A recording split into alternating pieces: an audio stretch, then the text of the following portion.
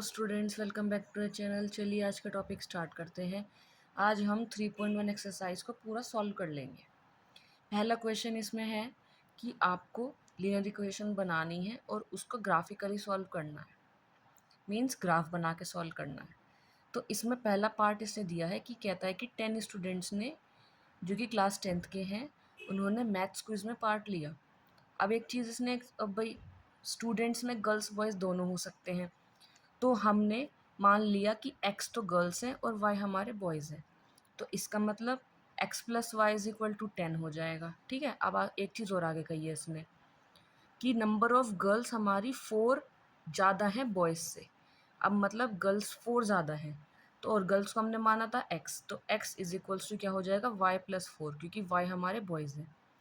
तो गर्ल्स हमारी बॉयज़ से 4 क्या है, ज़्यादा हैं। अब ये जो y है इधर जाएगा, माइनस में हो जाएगा। तो इसका मतलब ये हो गया x minus y is equals to 4। First बन गई, सेकेंड बन गई। अब इनको सॉल्व करने के लिए हमें इसके दो दो पॉइंट्स चाहिएंगे मिनिमम। सबसे पहले हमारा x plus y is equal to 10 है, तो इसमें ऐसा है कि अब 5 प्लस 5 10 होता है, तो मैंने x को भी 5 ले लिया और y को भी ले लिया। और वो क्या बोलते हैं, 6 प्लस 4 भी 10 होता है। तो ऐसे हम कुछ भी ले सकते हैं, जैसे 3 7 ले लो, 1 8 1 9 ले लो, 8 2 ले लो, कुछ भी ले सकते हैं ऐसे। ठीक है ना। तो ये हो गए, तो 2 पॉइंट्स हमने यहाँ से निकाल लिए। कोई भी दो रख सकते हैं, हमेशा सेम ही ग्राफ बनेगा, जैसा मतलब जैसा यहाँ दिख रहा होगा आपको वैसा ही बनेगा। अब सेकंड वाली x minus y is equals to 4। अब यहाँ देखो, हमने जब x को 0 पुट कर दिया, तो जब x चला गया तो ये जो माइनस का साइन है ये पहुँच जाएगा इधर। तो इसका मतलब y आपका माइनस में आ जाएगा, तो x 0 है तो y माइनस 4 है। और अगर y को 0 कर दिया, y हटा दिया यहाँ से, तो x हमारा 4 आ जाएगा। तो y 0 है तो x 4 हो गया। अब इन दोनों को हमें ग्राफ पे बनाना है। लो देखो जी, अब इसमें हम ये देखते हैं कि मैक्सिमम वैल्यू कितनी रखें। देखो यहाँ पे 5 ही है x में, और तो कुछ है ही नहीं। तो x में 5 तक रखना है मैक्सिमम, और y में रखना है 6 तक। ठीक है भाई, नहीं y में रखना है 4 तक। ठीक है। तो y में तो मैंने 5 तक रखा और यहाँ पे मैंने 10 तक। मतलब वो तो आप अपने हिसाब से कैसे भी रख सकते हो। बस ये होता है कि जो पॉइंट्स आपने निकाले हैं वो इस ग्राफ पे आने चाहिए। ठीक है। तो पहला तो पॉइंट है आपका 5 5, तो 5 और 5, तो एक पॉइंट तो ये हो गया। दूसरा पॉइंट है 6 4, 6 और 4, तो इससे आपने ये लाइन बना ली और इस पर ये लिख दी इक्वेशन। दूसरा क्या है, x 0 y माइनस 4, x 0 और y माइनस 4 ये आ गया, और x 4 और y 0, तो ये दूसरी बन गई लाइन। तो इस पर आपने इक्वेशन डाल ली। अब देखो ये जो है दोनों लाइंस यहाँ इंटरसेक्ट कर रही हैं 7 3 पे, तो इसका मतलब 7 तो आपकी गर्ल्स हो गई और 3 आपके बॉयज़ हो गए। यही इसमें निकालना था। अब ऐसे ही सेकेंड पार्ट है, इसने कहा है कि 5 पेंसिल्स और 7 पेन्स मिला के 50 रुपीज़ के हैं, लेकिन 7 पेंसिल्स और 5 पेन्स मिला के 46 रुपीज़ के हैं। तो आपको यहाँ पे 1 पेन और 1 पेंसिल की कॉस्ट निकालनी है। तो हमने कह दिया कि 1 पेंसिल की कॉस्ट तो x है और 1 पेन की y है।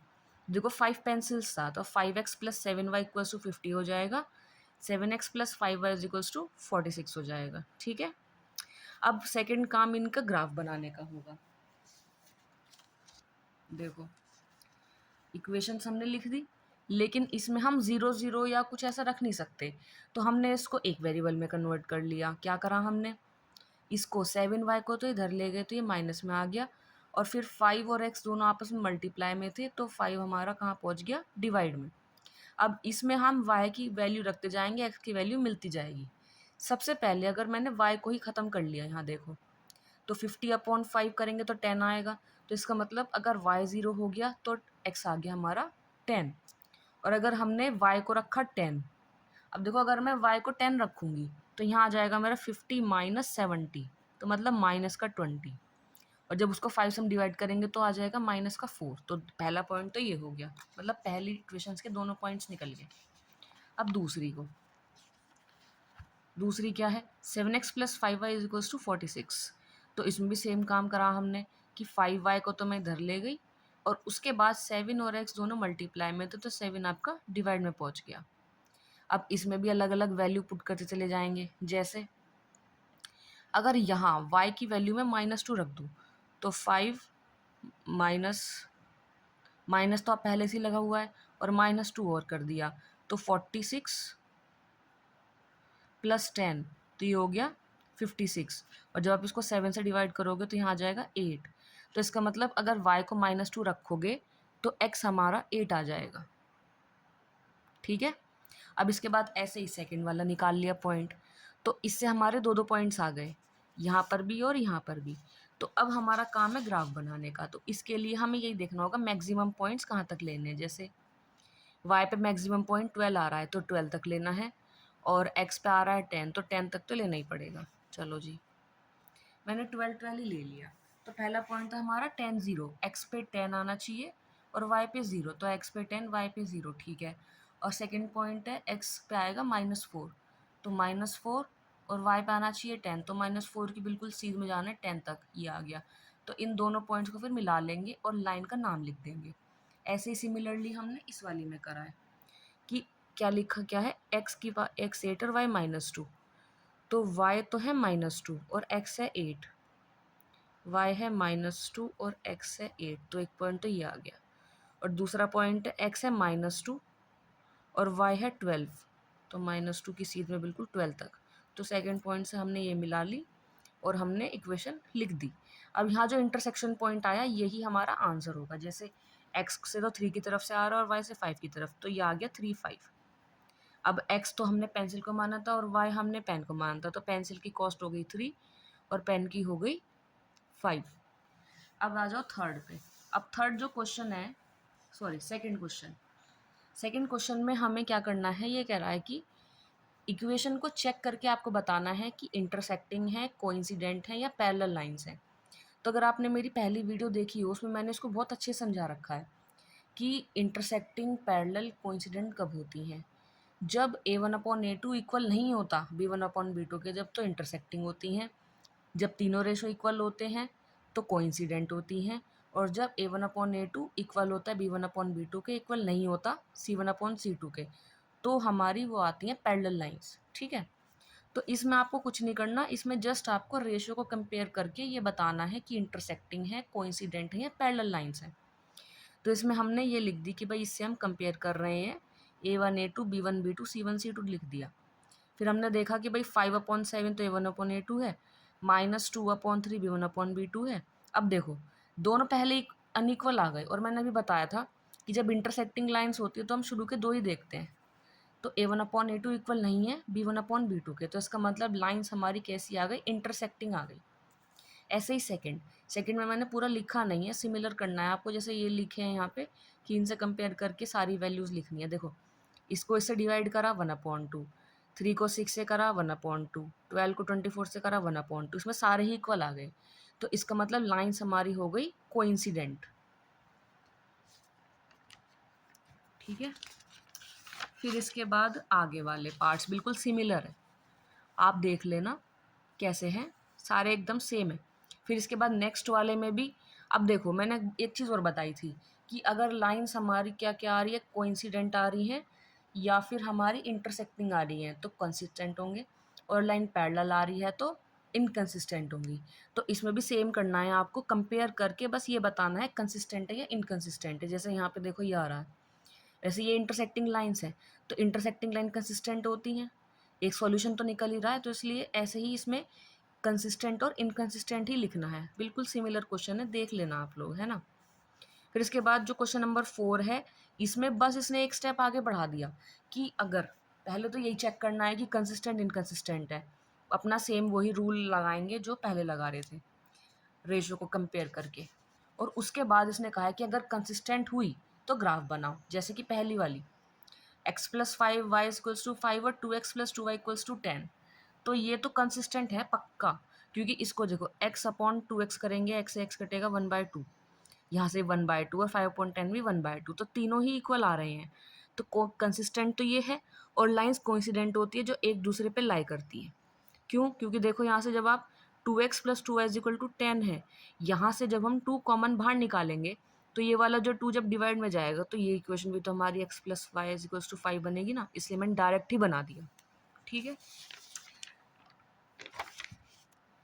फिर इसके बाद हमारे बाकी के पार्ट्स हैं। बाकी के पार्ट्स में हमारे पास ये है। तो इसमें देखो जो इनकंसिस्टेंट है उसको हमें कुछ नहीं करना, उसमें हमें जस्ट ये लिखना है कि ये हमारा इनकंसिस्टेंट है। जैसे ये वाला, ये कंसिस्टेंट है तो इसका हमने ग्राफ बना दिया यहाँ पर, ठीक है ना। इसको आप एक बार अपने आप देख लेना, बिल्कुल सिमिलर क्वेश्चन है। और ये इनकंसिस्टेंट है। अब सिक्स्थ देखो ज़रा एक बार। सिक्स्थ में इसने कहा है कि ये हमारी इक्वेशन दे रखी है इसने, और इसने बोला है कि इसके रिस्पेक्ट में हमें इक्वेशन ऐसी बनानी है जिसके 3 पार्ट इंटरसेक्टिंग लाइन बने। तो हमें वहाँ पर रेशो का ध्यान रखना है। जैसे कि इक्वेशन तो हमने लिख ली, अब रेशो जैसे ये तो हमारी फिक्स है, तो हम यहाँ पे कितनी, मतलब ये तो मैंने एक बना दी। ऐसा नहीं है आप ये लिखोगे एग्जाम में तो आपकी वही सही होगी, बस आपको ये ध्यान रखना है कि ये फुलफिल होना चाहिए। जैसे मैंने यहाँ पे क्या करा, 2x + 3y - 8 = 0 तो था ही पहले से, तो इसे मैंने लिख, और दूसरी बना दी मैंने 3x + 9y - 12, 3x + 9y - 12। अब जब इसका रेशो आएगा 2/3, इसका आएगा 1/3। देखो रेशो अलग हो गए ना, तो इसका मतलब ये इंटरसेक्टिंग हो गया। ऐसे ही पैरेलल में इसने बोला हो, जो हमें पता है, हमें ये पता है कि a1/a2 इक्वल होता है b1/b2, इक्वल नहीं होता c1/c2। तो लास्ट में चेंज कर देंगे। देखो पहले दो तो बिल्कुल सिमिलर रख दिए मैंने, बाकी लास्ट में चेंज कर देंगे। 8 की जगह कुछ भी रख सकते हैं, यहाँ पे 20 रखा है मैंने, 16, 24 कुछ भी, क्योंकि रेशो अलग अलग हो जाएंगे। ऐसे ही थर्ड वाला है कोइंसिडेंट लाइंस। तो कोइंसिडेंट लाइंस बिल्कुल सेम होती है, जो मैंने आपको पीछे अभी बताया था। तो इसमें रेशो सेम आने चाहिए। तो 2x + 3y - 8 = 0 तो ठीक है। अब यहाँ पे 1/2 रेशो के लिए मैंने 4x + 6y - 16 = 0। अब रेशो कुछ भी आ सकता है। अब रेशो कुछ भी लाने के लिए आपको यहाँ पे आप इनफाइनाइट इक्वेशन यूज़ कर सकते हो। कोई ज़रूरी नहीं है कि जो मैंने लिखी है वही सही है, बहुत सारी बना सकते हो। बस ये कंडीशन हमारी जो है ये फुलफिल होनी चाहिए, ठीक है। एक क्वेश्चन है 7th, जो इस एक्सरसाइज का most of the important question है। इसको और देखो। इसमें इसने कहा है कि हमें 2 ग्राफ बनाने हैं 2 इक्वेशंस के। एक तो हमारी दे रखी है x - y + 1 = 0, और एक है 3x + 2y - 12 = 0। फिर इसने बोला है कि यहाँ पे कोऑर्डिनेट्स फाइंड करने हैं उस ट्राइंगल की वर्टिसेस के जो हमारे एक्स एक्सिस से बन रही है, ठीक है। और ट्राइंगुलर पार्ट जो होगा उसको शेड भी करना है। तो पहले तो अपना ग्राफ ही बना लेंगे कि भाई x - y + 1 = 0 है। अब यहाँ पे 1 प्लस में, इधर जाके हो जाएगा माइनस में। ऐसे ही इसमें 3x + 2y - 12 = 0। तो 3x + 2y = 12 हो जाएगा, क्योंकि इधर जाके प्लस हो जाएगा। फिर हमने यहाँ पे ग्राफ बना लिया। क्या करा हमने कि भाई अगर x को मैंने 0 कर दिया तो माइनस से माइनस कट जाएगा और y हमारा 1 रह जाएगा, ये आ गया देखो।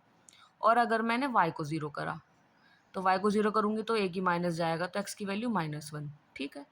मैंने तो 3 लिखे हैं, बाकी आप 2 से भी कर सकते हो, कोई मार्क्स कटेंगे नहीं उसमें। फिर उसके बाद यहाँ x को अगर मैंने 0 रखा तो y की वैल्यू 6 आएगी, और अगर मैंने y को 0 रखा तो x की वैल्यू मेरी 4 आएगी। अब इसी का ग्राफ, अब देखो मैक्सिमम कहाँ तक जाना है, 6 तक जाना है y पर, और x में जाना है 4 तक। तो इस हिसाब से हमने अपना आगे ग्राफ बना लिया। देखो ये बन गया। अब इसमें क्या है, देखो x की वैल्यू 0, y की वैल्यू 1, तो एक पॉइंट तो ये हो गया, और एक पॉइंट होगा x की वैल्यू -1, y 0, तो ये बन गई एक लाइन। और दूसरी लाइन x की वैल्यू 0, y की वैल्यू 6, एक पॉइंट ये हो गया। और दूसरा x की वैल्यू 4 और y की 0, तो ये हो गया। यहाँ से ये बन गई। इस पे हमने इस इक्वेशन का नाम लिख दिया, इस पे हमने इस इक्वेशन का नाम लिख दिया जी, ठीक है। अब इसने बोला था कि जो x एक्सिस से मिलता हुआ ट्राइंगल है उसको शेड करना है, ये कर दिया जी हमने। फिर इसने कहा था कि इस ट्राइंगल के जो भी कोऑर्डिनेट्स होंगे वो लिखने हैं। अब ये इंटरसेक्ट कहाँ कर रहा है, 2, 3 पर, तो 2, 3 ये हो जाएगा 4, 0 पॉइंट, क्योंकि 4 पे है, और ये हो जाएगा -1, 0। तो इसका मतलब इसके वर्टिसेस क्या क्या आ गए, -1, 0, 2, 3, 4, 0। और पॉइंट ऑफ इंटरसेक्शन क्या है हमारा, 2, 3।